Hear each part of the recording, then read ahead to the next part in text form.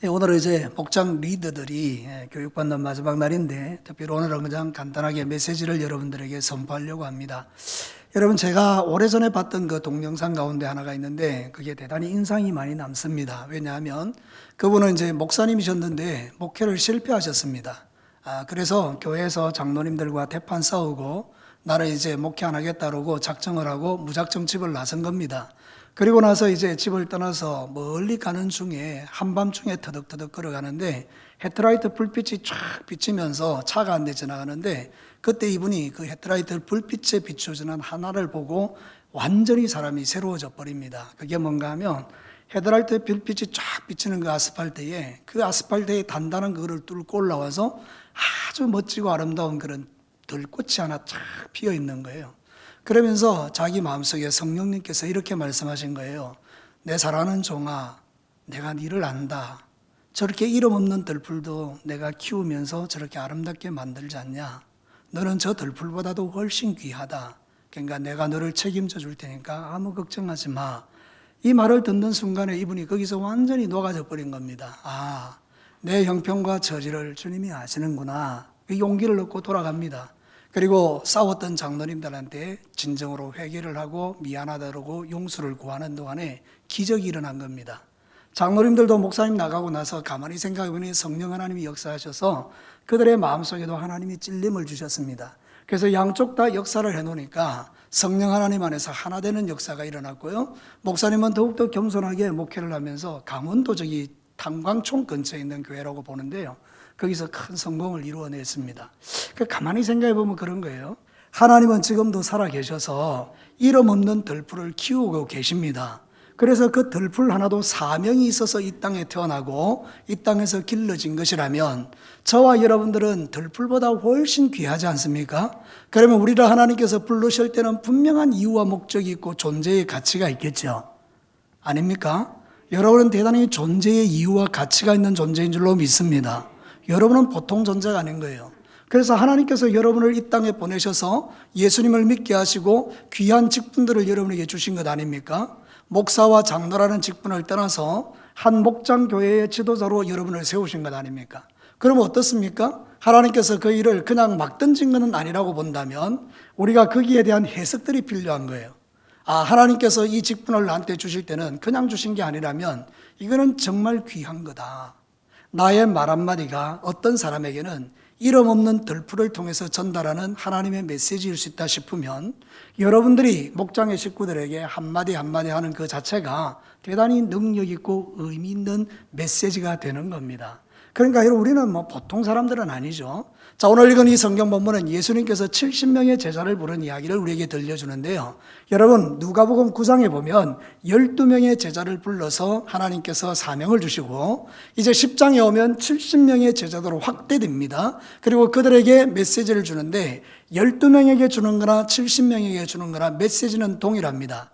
따로 불러서 그들로 해서 세상에 나가서 하나님의 영광을 위하여 살도록 그렇게 부탁하는 겁니다.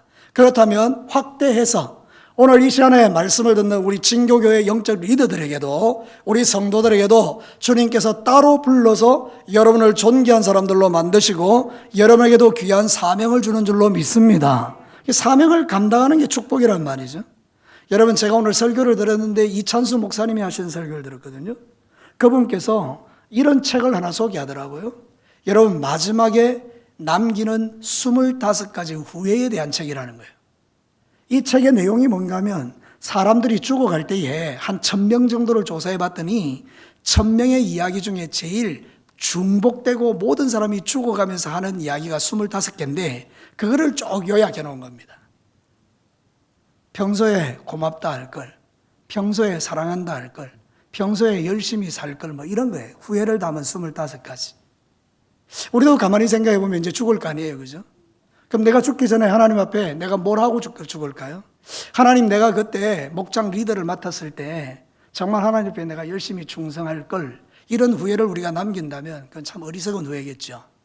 그러니까 어차피 우리가 죽게 된다면 내 삶 가운데 내게 주셨던 그 귀한 사명, 존재의 이유를 확실히 깨닫고 단 하루를 살아도 하나님 앞에 후회함이 없는 직분자로 살아갈 수 있다면 그건 우리에게 축복이죠.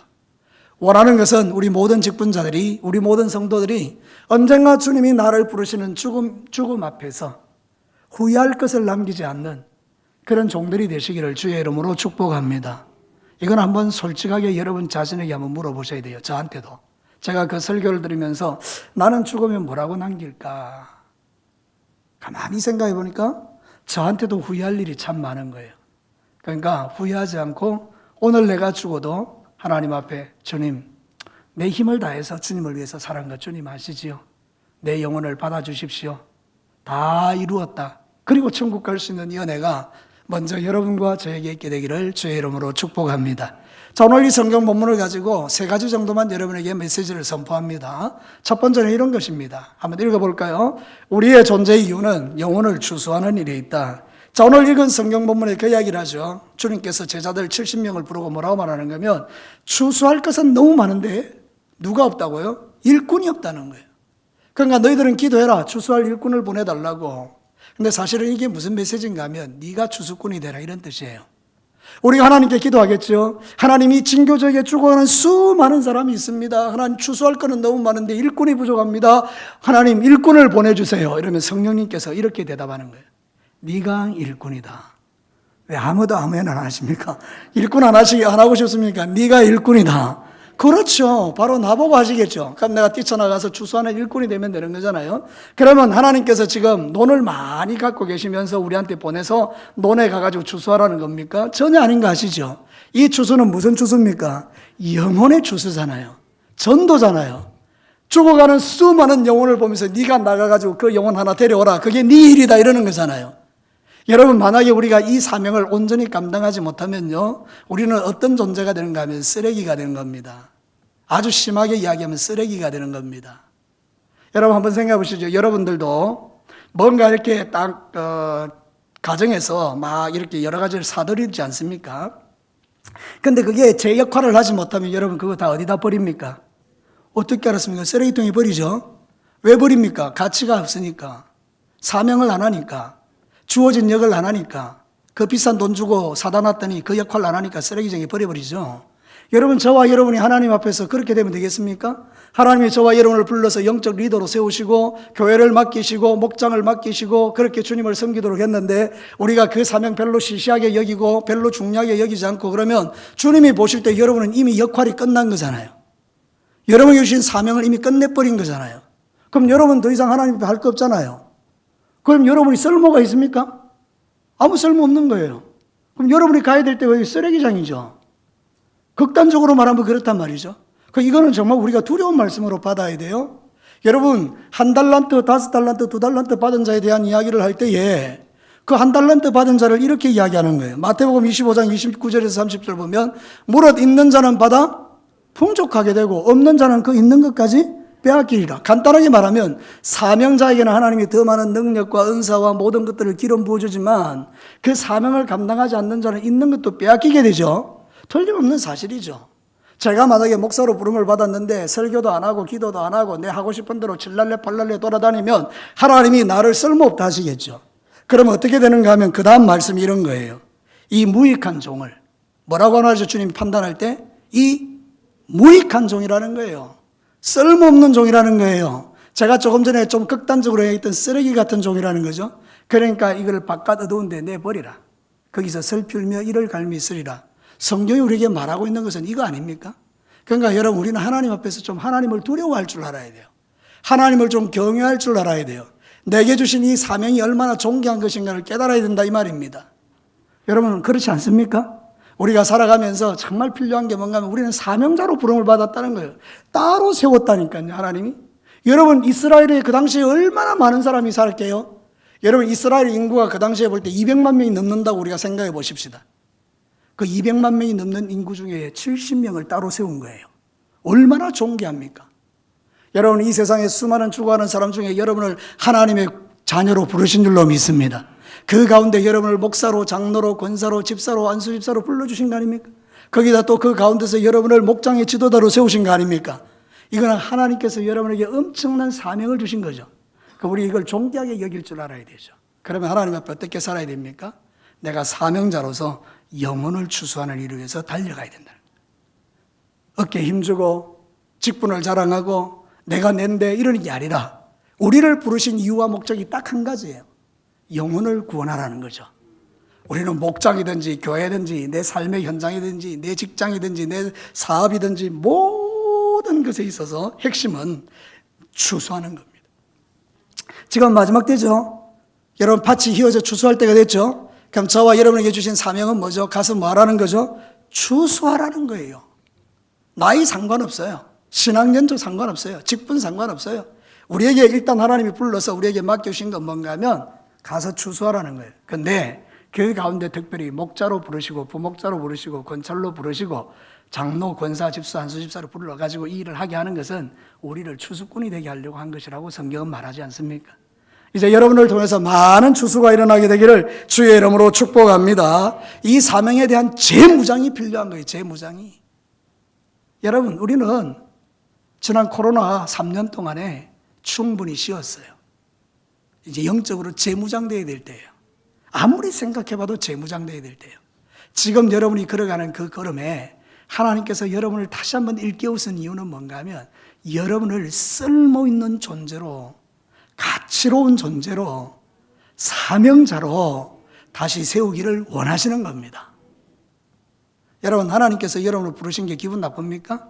여러분을 일꾼으로 세우신 게 기분 나쁩니까? 여러분 우리 이 지역 쪽에 경남 진주노에 한 교회가 있는데 그 교회 목사님이 이런 이야기를 하더라고요. 권사님들을 불러가지고 이걸 좀 하라고 이야기했더니 그분 중에 권사님 한 분 중에 진짜로 그랬다는 거예요. 나는 믿을 수가 없는데 아니 목사님 나를 권사시킨 거 일부리 먹으려고 시켰습니까? 이러더라는 거예요. 자 여러분들 한번 생각해 보십시다. 하나님께서 여러분을 부르실 때 일 시키려고 부르신 게 맞죠? 되게 기분 나빠하는데 여러분을 부르신 거 일 시키려고 부른 거죠? 그럼 그 사람은 권사님이 됐을 때 뭐 하려고 권사님 됐을까요? 아니 그분이 하는 이야기는 목사님 내 일 시키려고 내 권사 세웠습니까? 이 말은 뭐죠? 나는 일 같은 거 필요 없다는 거예요. 내가 권사라는 타이틀 이게 이미 중요한지 그 일 내가 왜 하느냐 이 말입니까? 이거는 잘못된 거죠. 이게 내가 지어낸 이야기가 아니라니까요. 나는 우리 진교교회 권사님들 중에는 그런 분들이 한 명도 없다라고 믿어요. 그 권사님들만 이야기하는 거 좀 기분 나빠하니까 안수 집사님들, 장로님들도 마찬가지죠. 집사님들도 마찬가지고 우리를 왜 불렀어요? 왜? 일하라고. 무슨 일하라고? 영혼 구원하라고. 추수하라고. 그 일을 위해서 이것저것 다 하는 거예요. 우리가 사실은. 그래서 참 하나님께서 나를 부르신 게 정말 감사한 거죠. 하나님께 쓰임받는 게 너무 감사한 거죠. 여러분 어떻습니까? 여러분 세상에 나가면 여러분이 쓸모있는 존재로 살아가겠지만 교회에서 하나님이 쓰시는 것은 너무 귀한 일이잖아요. 병원에 가보십시오. 병원에 가면요 제일 많이 하는 후회가 옵니다. 건강 있을 때 충성할 걸. 이거는 저도 들은 이야기예요. 실제로 나이 많은 분들 신방 갔을 때 목사님 내가 좀 건강 있을 때 내가 좀 더 열심히 할 걸 그랬습니다. 이런 이야기는 실제로 하는 이야기예요. 여러분 아직 건강 있죠? 아직 안 죽을 거죠? 네. 그 건강 있을 때 주님을 위해서 열심히 충성하시기를 축복합니다. 고린도전서 9장 16절에 보면 이런 말을 해요. 사도 바울이 다 같이 한번 읽어볼까요? 내가 복음을 전할지라도 자랑할 것이 없으면 내가 부득불 할 일임이니라. 만일 복음을 전하지 아니하면 내게 여러분은 다른 말씀들은 다 여러분 좋아해요. 아멘 아멘 하는데요. 니한테 복음을 전하지 않으면 화가 있을지라 이러면 여러분들 어떻게 생각하는가 하면 이거 내한테 안 왔으면 좋겠다 이런 생각을 하는 거 우리 다. 여러분 선명하게 말하는 하나님의 말씀이에요. 복음을 전하지 않으면 너에게 뭐가 있다? 화가 있다. 이거 하나님의 말씀입니까? 사람의 말입니까? 그렇게 믿으시면 우리는 복음 전하는 자가 되는 게 맞죠. 사명자가 되셔야 되고 거기에 우리의 존재 이유가 있다는 거예요. 만약에 우리가 그 존재 이유를 감당하지 않으면 우리는 교회가 필요 없어요.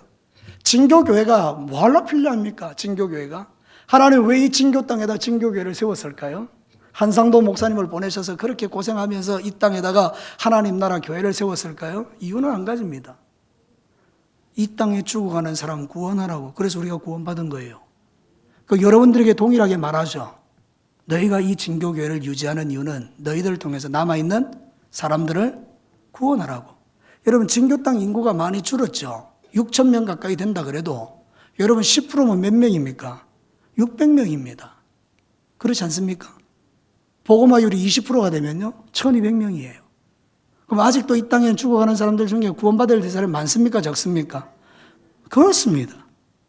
거기들이 알기는 찰떡같이 하는 여러분 우리가 많아요. 그런데 우리가 그동안에 이런 일들에 대해서 아이고 뭐 해도 안 되더라 뭐 이러면서 스스로 우리가 원수에게 속는 거죠. 이번에 여러분들 다시 여러분의 사명이 재무장되기를 축복합니다. 하나님 앞에서 우리가 온전하게 살아가지 아니하면 우리는 하나님 앞에서 쓸모없는 존재가 되는 거예요. 우리를 지옥 보내시겠어요? 그렇지는 않겠죠. 그런데 하나님이 나에게 주신 그 귀한 은혜들을 우리가 몹쓸 것으로 만들 수 있으니까 경계하는 거죠. 핑계는 이제 충분합니다. 코로나19 때문에 그 핑계는 이제 충분합니다. 더 이상 그런 핑계 대지 말고 우리는 하나님 앞에서 내게 주신 사명을 잘 감당해서 우리 모두가 다 추수꾼이 되기를 주의 이름으로 축복합니다. 자, 두 번째 볼까요? 다 같이 읽겠습니다. 우리의 존재 이유는 주님으로 인해서 고난을 당하는 것이다. 여러분 3절 한번 볼게요. 갈지어다 내가 너희를 보내니 어린 양을 어디 가운데 보낸다고요? 이리 가운데. 자, 여러분 한번 물어봅시다. 양은요 자기를 방어할 무기가 아무것도 없습니다. 양은요 그냥 짐승이 오면 찢겨 죽는 게 그게 자기가 할 일이에요. 그러니까 양은 아무런 능력이 없는 그런 존재예요. 눈도 잘 안 보이고요. 목자 없으면 아무것도 아니에요. 근데 이 양을 갖다가 지금 어디다 보낸다고요? 이리떼한테 보낸다. 이리떼, 늑대한테, 늑대 떼라는 게 떼는 엄청나게 많은 거거든요. 그럼 여러분 만약에 이 양이 그 이리떼 속에 들어가는 게 고난입니까? 고난이 아닙니까? 이런 고난이 세상에 어디 있습니까?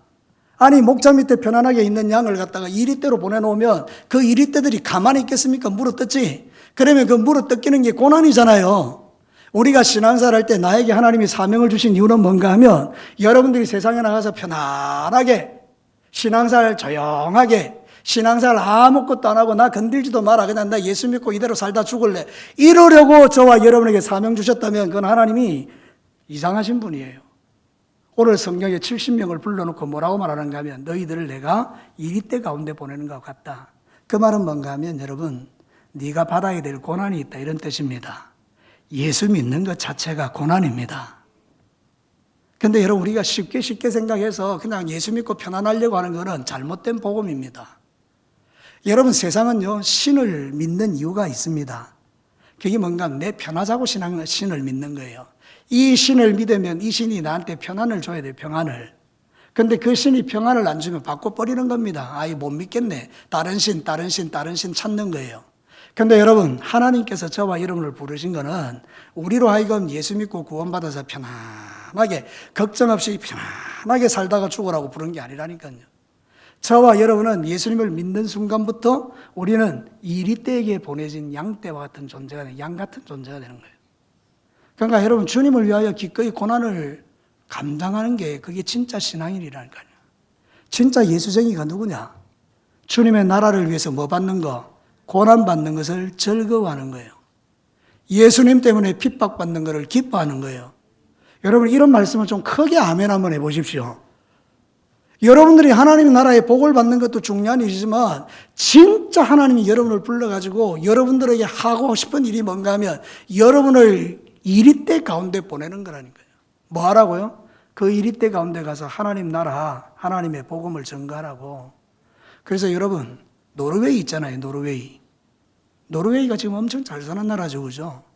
그 노르웨이의 그 자기 그 스웨덴, 노르웨이 이런 그 조상이 누굽니까?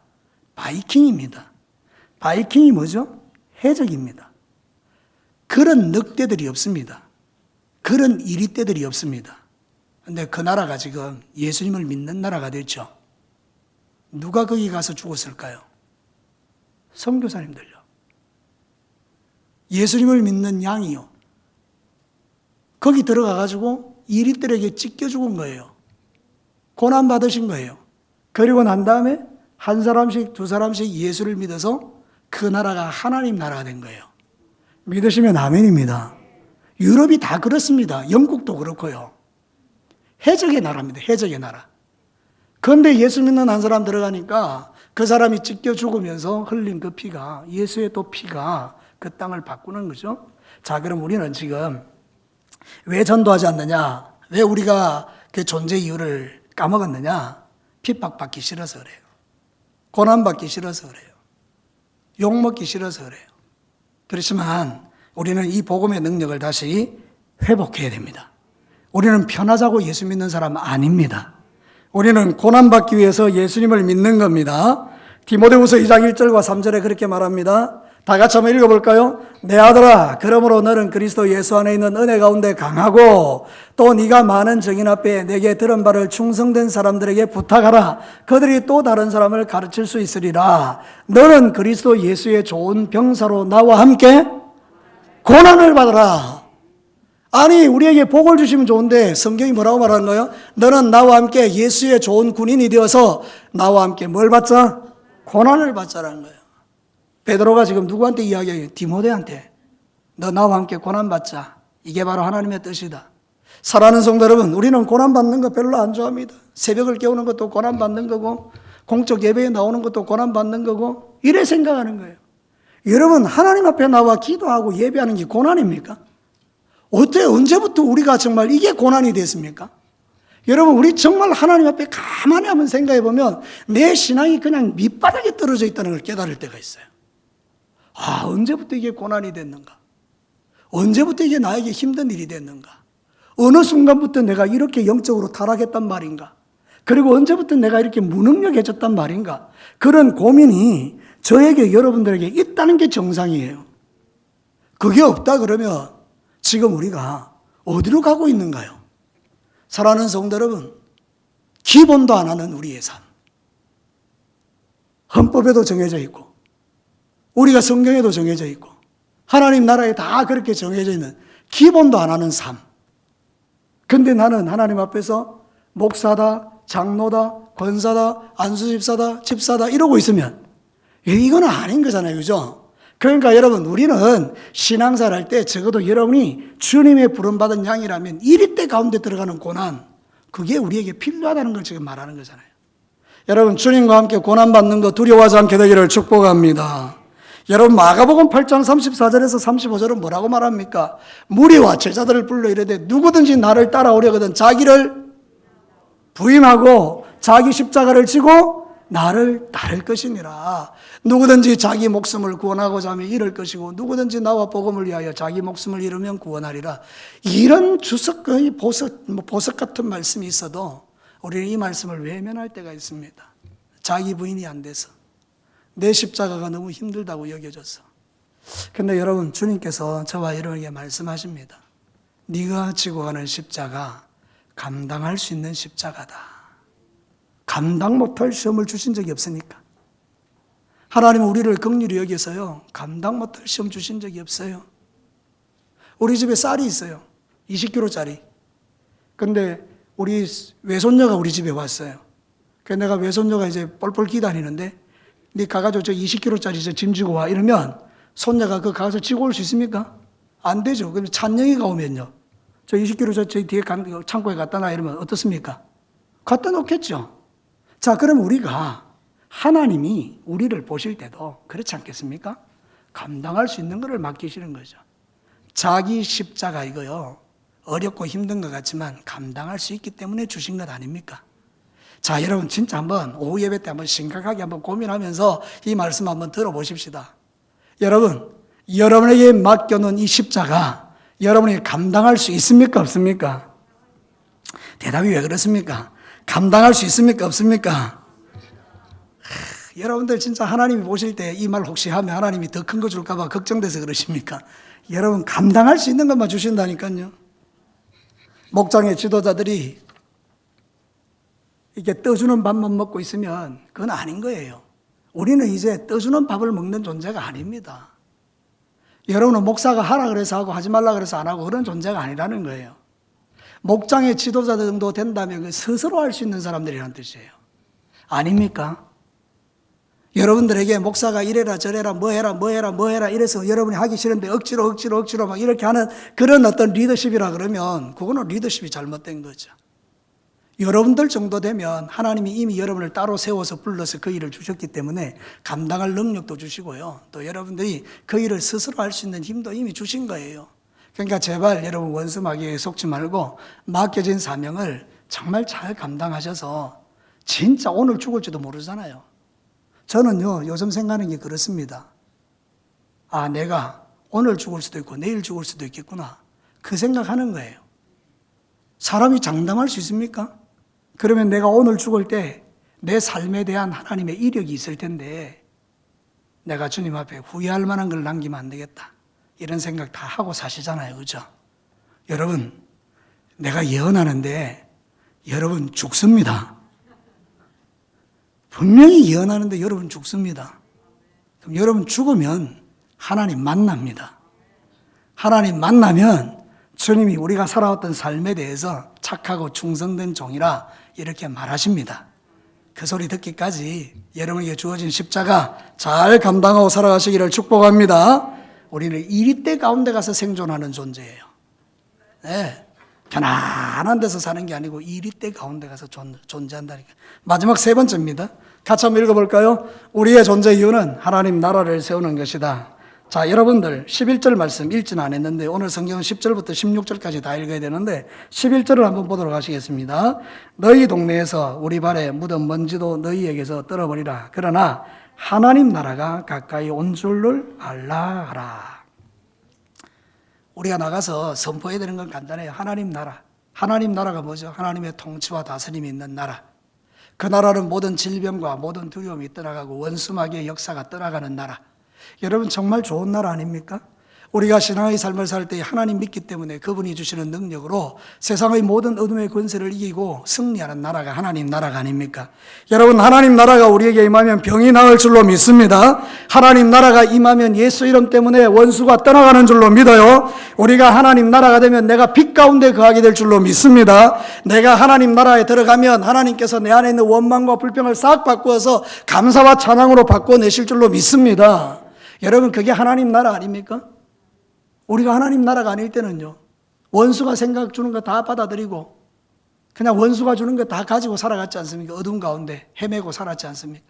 근데 이제는 그렇잖아요. 왜냐하면 성경이 그렇게 말해요. 베드로전서 2장 9절, 이건 중요하니까 같이 한번 읽어볼까요? 그러나 너희는 택하신 족속이요 왕같은 제사장들이요 거룩한 나라요 그의 소유가 된 백성이니 이는 너희를 어두운 데서 불러내어 그의 기이한 빛에 들어가게 하신 이의 아름다운 덕을 선포하게 하려 하심이라. 케루소, 왕의 명령을 선포하는 권세가 우리에게 있다는 거예요. 왜? 우리를 어두움 가운데서 불러내서 어디 들어가게 해서 기이한 빛, 기이한 빛이 누굽니까? 하나님 나라의 빛, 영광의 빛, 예수의 빛, 그 안에 들어가서 살겠다니까요. 우리는 그걸 누리면서 빛 가운데 어두운 가운데 사는 사람을 버려둔다고요? 그러니까 여러분, 저와 여러분은 이제부터 해야 할 일이 다른 거 아닙니다. 내가 먼저 하나님 나라 능력을 충분히 누리고 기도와 말씀으로 거룩해지고 주님을 위하여 이리때 가운데 들어가서 찢겨 죽을 각오를 하고 자기 십자가 지고 그렇게 하나님 앞에서 맡겨진 일을 충성을 다하면서 영혼을 구원하는 일을 위해서 진력하다가 나로 인해서 수많은 사람들이 예수 믿고 구원받는 역사를 일으키는 것, 그거 우리가 해야 될 일이죠. 여러분 빌립이요 사마리아 성에 들어가니까 사마리아 성이 확 바뀌어버립니다. 여러분 바울이요 고린도에 들어가면 고린도가 확 바뀌어버립니다. 안디옥에 가면 안디옥이 바뀌고요. 예수 믿는 한 사람 들어가니까 그게 다 바뀌는 거예요. 음란의 도시들이 다 거룩한 도시로 바뀌죠. 자, 여러분, 저와 여러분이 이 진교 땅에 존재하면서 이 땅을 뭘 바꿨습니까? 우리가 뭘 바꿨습니까? 생각해보면 우리가 다시 한번 생각해 볼 때 코로나19 때문에 무너져 있는 모든 영역들을 다시 회복하고 내가 가는 곳에 많은 변화들이 일어나는 이 행복이 우리 진교회를 통해서 여러분들을 통해서 목장 지도자를 통해서 이 땅 가운데 일어나게 되기를 축복합니다.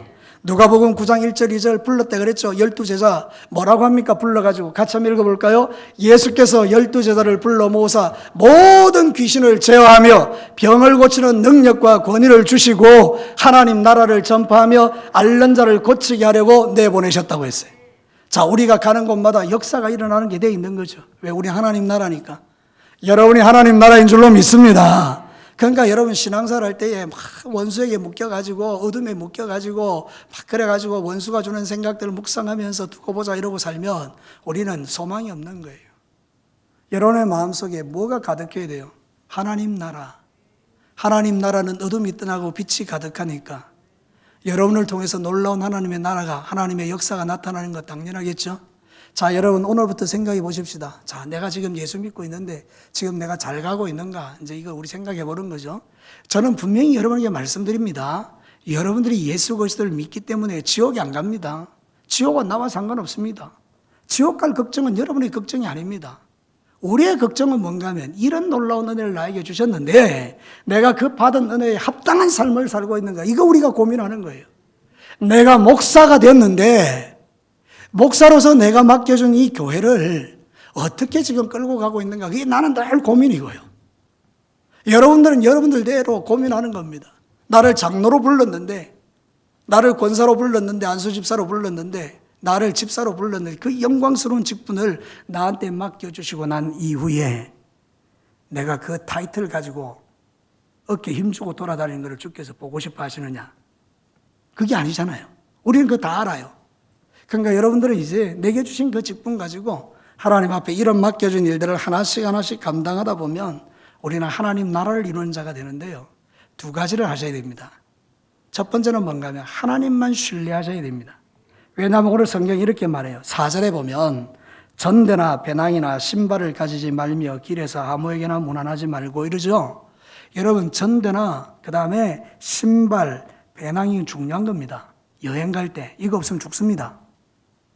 여러분 이스라엘 나라 땅에서 광야도 많고 하는데 돈도 없고 옷도 없고 신발도 없고 돌아다니면 그 광야의 불뱀들이 돌아다니다가 발을 깨물면 죽지 않습니까? 그러면 여러분 이거 왜 가져가지 말라는 겁니까? 너의 신뢰의 대상은 이게 아니고 뭐라는 거죠? 하나님이라는 거예요. 그러니까 우리는요 하나님 신뢰하셔야 돼요. 여러분 하나님 믿으시죠? 답답합니다. 하나님 믿으시죠? 정말 거짓말하지 말고 솔직하게 우리 하나님 믿으시죠? 그래요. 하나님 믿잖아요. 그러니까 하나님만 신뢰하고 우리가 내게 주어진 사명을 다시 영적으로 재각성 한번 해보자는 거예요. 두 번째는 뭔가요? 이게 이거예요. 평안을 주는 존재가 되는 거예요. 5절과 6절에 보면 그렇게 나와 있어요. 우리 같이 한번 읽어볼까요? 5절, 6절. 어느 집에 들어가든지 먼저 말하되 이 집이 평안할지어다 하라. 만일 평안을 받을 사람이 거기 있으면 너희 평안이 그에게 머물 것이요 그렇지 않으면 너희에게로 돌아오리라. 우리가 어디 가든지 우리 입에서 나오는 말이 딱 한 가지예요. 뭐라? 샬롬, 평안하십시오. 그러면서 여러분이 뭐가 되는가? 평화의 복음을 전하는 자가 되라는 거예요. 그럼 여러분들이 싸우면서 평화의 복음을 전할 수 있습니까? 여러분 술집에 가가지고 막 싸우면서 복음 전할 수 있습니까? 그건 아니잖아요. 그죠? 그러니까 우리가 평안을 전하려면 내가 먼저 뭐 해야 됩니까? 평안해야 되죠. 주의 평안이 내게 있어야 되죠. 그러니까 여러분 안에 있는 평화를 다른 사람에게 주는 겁니다. 그러니까 우리가 사역자들은, 목장의 지도자들, 또 목장의 모든 사람들은 이렇게 꼭 기억해야 될 게 하나 있어요. 나 때문에 우리 목장이 뭐 해야 됩니까? 평안해야 됩니다. 또 한 걸음 더 나가서 우리 중직자들은 우리 교회를 어떻게 만들어야 됩니까? 평안하게 만들어야 됩니다. 이건 편안하고 다릅니다. 평안. 싸우지 않고, 다투지 않고, 소리치지 않고 하나님 나라를 이루어가는 거예요. 그러니까 여러분들이 들어가면 예수님의 평안, 그게 우리를 지배하는 거예요. 그게 천국이죠. 나는 우리 진교교회가 주님 오시는 그날까지 다투지도 않고 싸우지도 않고 평안한 교회가 되기를 주의 이름으로 축복합니다. 적어도 제가 약속할 수 있는 한 가지는 있어요. 부족하지만 저는 여러분들과 싸우지 않겠습니다. 여러분과 싸울 이유도 없습니다. 예전에 내가 철없을 때는 많이 싸웠어요. 소리치고 싸우고 주장하고 기분 나빠하고. 근데 여러분 그거는 하나님이 원하시는 바가 아님을 알아요. 우리 모든 성도들 여러분, 우리 모두가 다 저들 포함해서 힘들고 어렵기는 하지만 평안을 만들어내는 피스메이커들이 되시기를 축복합니다. 자, 말씀을 마치겠습니다. 여러분 오늘 이 성경 본문을 통해서 우리에게 들려주는 몇 가지 메시지를 좀 주목해 봅시다. 우리는 따로 부름을 받은 자들이죠. 영광스러운 사람들이죠. 이름 없는 들풀 하나도 하나님께서 거기 두셔서 한 영혼을 구원시키고 한 교회를 새롭게 하는 역할을 부여하시고 그 역할을 감당하게 하셨죠. 저와 여러분에게는 그보다 훨씬 귀한 은혜를 우리에게 주셨어요. 그러니까 여러분들은 이 땅의 삶을 사는데 첫 번째 영혼을 추수하는 직분자들을 목장의 리더들이 되는 거, 이게 첫 번째입니다. 두 번째, 그 일을 위해서 여러분이 이리때 가운데 보냄을 받았을 때 고난받는 게 당연합니다. 예수 전하다가 욕먹고 핍박받는 것 당연합니다. 감당하자는 거죠. 그다음에 세 번째는 뭡니까? 우리를 통해서 하나님 나라가 나타나게 하는 것. 이 일을 여러분 우리가 잘 감당해서 주님 오시는 그날 잘했다 칭찬받는 우리 교회와 또 우리 모두가 되기를 다시 한번 주의 이름으로 축복합니다. 우리 같이 한번 기도하겠습니다.